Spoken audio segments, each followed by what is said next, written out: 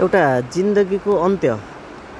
हामी यहाँ हुँदाखेरि यहाँबाट हेऱ्यो भने हाम्रो जिन्दगीमा लोभ मोह आरिस डाहा हामी किन गर्छौँ?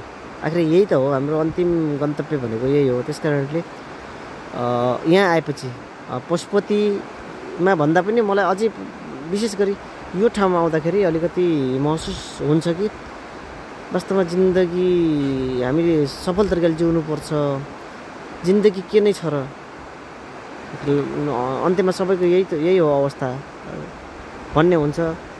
त्यसपछि यहाँका मनोरम कुराहरू, अब त्यहाँ एउटा समाधि स्थल छ, अथवा भनौँ न हिन्दू परम्परा अनुसार दाह संस्कार गर्ने र एउटा शवको अन्त्येष्टि गर्ने थलोको रूपमा हामी कालीगण्डकीको किनारलाई लिएर त्यहाँ गर्छौँ। अनि यतापट्टि त्यो गुल्मी र स्याङ्जाको बिचमा भनौँ न कालीगण्डकीमा पर्छ भने यता रिडी खोला, रिडी बजार हो, अत्यन्तै मनोरम। यहाँनिर वाल्मिकी आश्रम, अलिकति देवदत्त पार्क भनेर देवदत्त ऋषिले तपस्या गरेको ठाउँ। यहाँ चाहिँ त्यो देवदत्त पार्क यो ठाउँमा रहेको छ भने यतापट्टि पाल्पातर्फ हेऱ्यो भने धार्मिक आस्थाको दृष्टिकोणले अत्यन्तै महत्त्वपूर्ण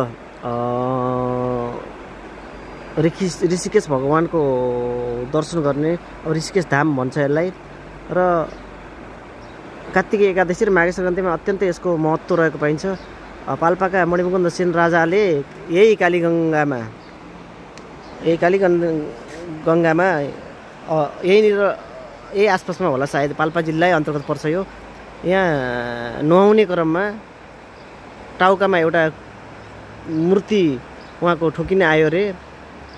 अनि उक्त मूर्तिलाई उहाँले संरक्षण गरेर यही नै त्यो एउटा मन्दिर गरेर त्यहाँको पूजाआजा गरेको पाइन्छ। त्यसलाई चाहिँ ऋषिकेशको मन्दिर, ऋषिकेश धाम भनेर नेपालका धार्मिक महत्त्व बोकेका अत्यन्तै धामहरूमध्ये महत्त्वपूर्ण धामहरूमध्ये यो पनि एक रूपमा लिइन्छ।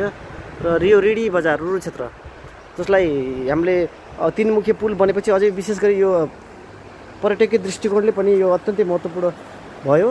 र पहिला धार्मिक दृष्टिकोणले नेपालको बनारस भनेर रिडीलाई चिनिन्छ। यता पाल्पा, स्याङ्जा र गुल्मीको सङ्गम स्थान त्रिवेणी पर्ने गर्छ।